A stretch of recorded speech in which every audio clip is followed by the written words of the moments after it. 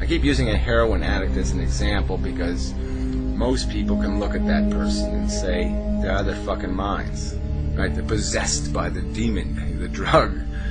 They're making a crazy and insane evaluation. Okay, they'll ruin their families' lives. They'll ruin people's lives all around them. They'll be just completely, their own life will have no dignity, no purpose, no anything. It'll be just disgusting, wretched, putrid, horrific, zombie-like Frankenstein. Ugh. And they'll keep crawling. And a sensible person's going to be able to say, oh, yeah, that's nuts, that's crazy. And I'm sort of arguing that if you really take a human being and get them out of the game, put them above the game, and make them responsible for the game, that maybe they'll be able to see that, oh, yeah, this is gnarly, this isn't simple, at minimum. And from my perspective, like I said, when I look at it through all this context, this whole context of understanding, it's a piece of chemistry, damn it. And all it's doing is consuming and reproducing. And that's the mission. There's no grander accomplishment. There's no getting there. And we could have 10 tons. We could have a brain as big as the fucking moon. And we're still not going to be able to make any sense out of it. Because it doesn't have a purpose. It doesn't have anywhere to go. And the only thing we can use our intelligence to do is find some way to mitigate against the pain and the suffering and the negative parts of it. And so even if we do the best we can do, the best perfection we can do is to make it as fail-safe, make it perfectly fail-safe. No harm, no foul, all fun desire and fun pleasure. No hard desire, no hard deprivation. But then what are we? We're just some sort of thing that you just throw Big Macs into and it smiles, and it's just, what is that? There's no accomplishment there either. That's just there's no resolution. There's no, like I said, there's nowhere else to go with this thing. There's just different colors. We can paint things different colors. It's like the phantasmagoricals and their bullshit with their psychedelics. I mean, it's so connected to pretty colors, and that's all it really is about. I mean, they're just they so wallow in the fact that, oh yeah, well, they're changing the colors, and the colors are swirling, and so that's enough to keep them distracted and satisfied. But it's nothing in comparison to the context. It's silly. It's embarrassingly silly to try to undo the real hard suffering that's been endured. And like I said, part of the context too is you got to remember how we got here. It's not just a maze game that you snap your fingers and there's these sophisticated little humans doing this chasing game. No, it's 4 billion years of evolution, but at least 2 billion years of evolution with feeling organisms being the bait, or whatever you want to call it, being the consumables and the consumers.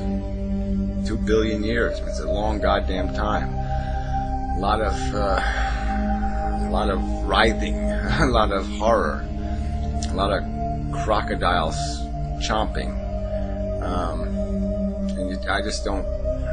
I mean, it's hard to make a rational argument and justify a handful of it, let alone 2 billion years of it. I mean, that's a hell of a price to pay for McDonald's. I mean, what's, moon rock? What are we doing? An orgasm. I mean, how many do you need?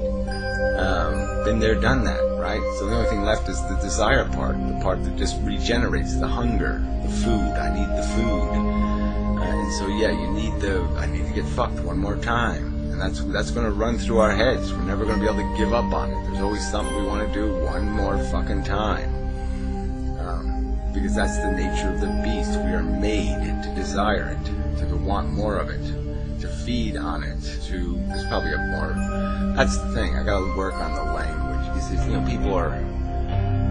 people like that, those perfect little phrases. So you need a perfect little phrase that really describes the crude nature of desire. Gives it it makes it visible just how how much it's made out of shit. Now, there isn't anything of any real value. We're just chasing an illusion, and the illusion has tied to it this notion of satisfaction, of completeness. And somehow our brain prevents us from learning that the completeness will never be complete. The satisfaction will never be enduring. It'll slip right through our fingers. It'll be gone. It'll never be within our grasp. It'll always just be, it'll be that carrot on the stick, and we'll just keep like a dumb mule. We'll just keep chasing that stupid carrot, and we're never gonna, it's gonna dry up and shrivel up before we ever get to it. And that's the context. So I'm just saying I'm saying that this is a discussion that can take place with intelligence, not with emotions. We can't just sit there and ask each other, well, how do you feel about your life? Because that's not dealing with the reality. Because your life might not be the average life, and it might not be the color that is the meme of life. What this thing has been for billions of years. And so it's not a fair way to evaluate. You just can't ask yourself, well, have I profited from the experience? That's really not good enough. So I guess what I'd say is part of the context, if you're going to continue this conversation, would be to talk about how you would think if you were responsible and you had no interest, no personal interest in the game. You weren't going to be allowed to play it. Okay, you were creating life on another planet. You had the decision to make. Do I press the start button? Okay, that's the position you're in. Okay, the start button's sitting there, and you can press it, and it won't go anywhere. Okay, that's the one fact you do know. Okay, it'll just be organisms chasing. They're never going to be satisfied. They're never going to be complete, because that's not the nature of the animal. It doesn't exist that way. And if it did, it would be empty. It would be pointless, because the chase is what the brain is made to do. You'd have to completely change what we are to make us functional as even just a tickle me Elmo, as even just a nerve that you just wallows around in some sort of twitchy orgasmic pleasure. If it doesn't have any context, it doesn't have any meaning. The context has to be created by having the ugly to compare it to, the pain. I've also used this argument, so I just throw it in there because, what the hell, it doesn't matter, right?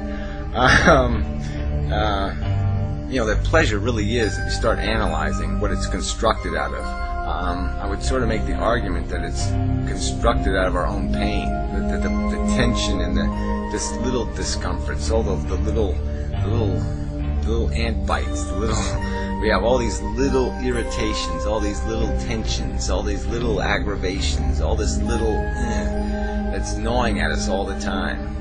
And a sense of pleasure, enjoyment, is sort of built out of those moments when something happens, and boy, we get relieved of the encumbrance of the angst and the tension and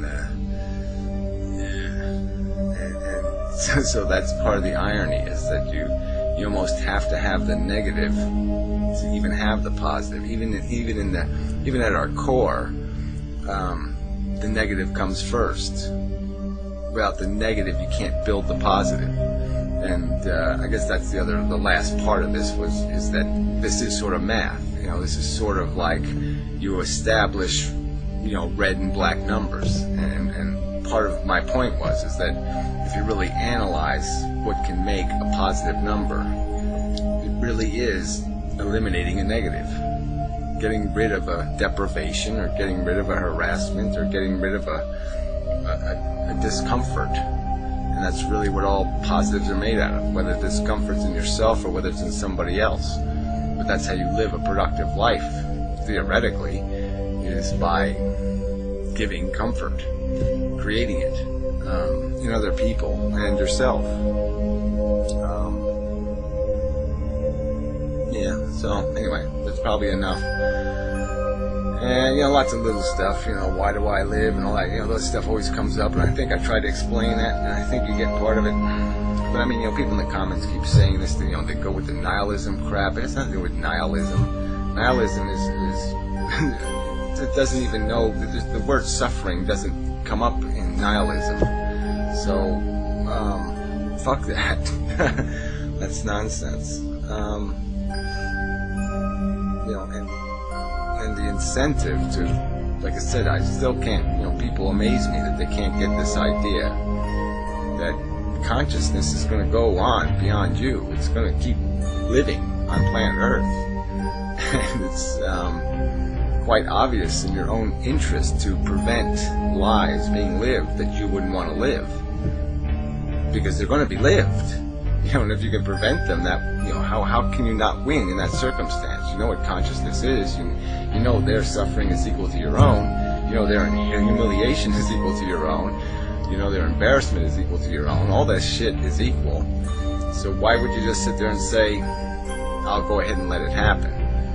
Because it's not me? I mean, it just doesn't work. It doesn't matter whether it's you. It's a consciousness that's of the same merit that you are. So why would you want to happen to that? It's not any different than you, except in irrelevancy. I mean, the only differences are irrelevant differences. So if you'll do something to save yourself from something, it just makes logical sense that you would do the same amount of work to prevent it from happening to somebody else. So anyway, I think that's way over enough. So anyway, there's no point in saying so anyway now. I just go away. So thanks. Yeah, let's keep talking, see what happens. In the simplest terms, I'm making these videos to prevent my own re-existence. Yeah, I'm here trying to defend my consciousness from being thrown back into your stupid game again. Going through these same realizations that, oh, I'm on the planet of the fucktards. How the fuck did I end up in this shithole? I don't want anybody to ever come to that realization ever again. I don't want anybody to live a stupid and contrived and idiotic life.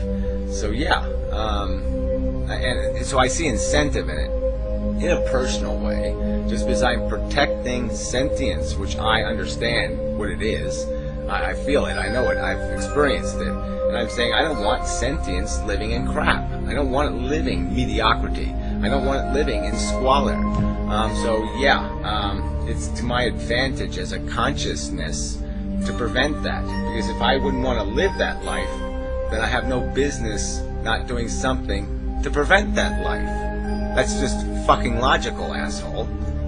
I mean, what's the difference whether I suffer right now, or I suffer 100 years from now, or I suffer 1,000 years from now?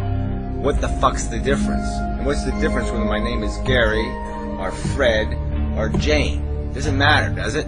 No, it's consciousness, you dumb fuck.